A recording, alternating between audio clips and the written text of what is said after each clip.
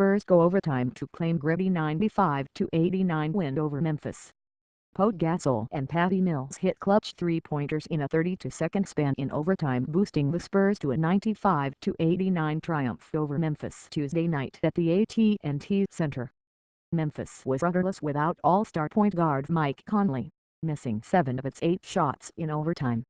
It enabled the Spurs to claim their 60th victory for a 7th time in franchise history and the first time in back-to-back seasons. Kawhi Leonard scored the game-high 32, his 29th 30-point game of the season, and tied his season high with 12 rebounds to lead the Spurs' comeback victory. It gave them a gritty season split in the series against the Grizzlies.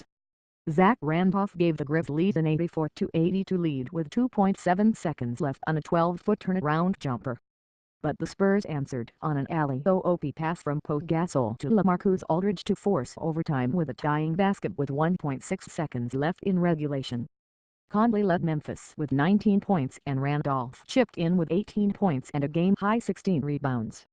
Leonard and Conley were involved in a head-to-head collision with 3:40 left. Conley left the game to get stitches on his right eyelid and did not return. Leonard finished the game.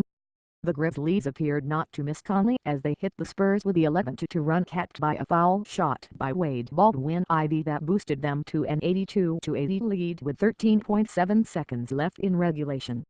Leonard tied the game on an 18-foot jumper with 4.9 seconds left. The victory enabled San Antonio 60-17 to stretch its 3-game winning streak. The Spurs have won 8 of their last 9 since losing back-to-back games on March 15 and 18. Memphis 42-36 dropped its second straight loss and 6th in the Grizzlies' last 8. San Antonio scored 8 straight points early in the first half on a run capped by 3-pointers by Tony Parker and Leonard. But the Spurs went frigid after that point, failing to score a basket for a period of 8 minutes, 50 seconds. The Grizzlies scored the final 10 points of the quarter to claim the 16-14 edge as the Spurs hit 26.3% from the field in the first quarter. Wayne Selden's free throw boosted the Grizzlies to their largest lead at 22-16 with 8:30 left in the first half. The Grizzlies shot 35% from the field in the first half and limited the Spurs to 36.1%. A late alley-oop dunk by Brandon Wright and a 3-pointer by Conley in the final 2 minutes boosted them to a 35-33 halftime lead. It was 1 point above the Spurs' lowest point total in a half this season and the fewest points the Spurs have allowed in a first half this season. After sputtering in the first half, Leonard hit a pair of 3-pointers in the opening 69 seconds of the second half to enable the Spurs to reclaim the lead after trailing much of the first half.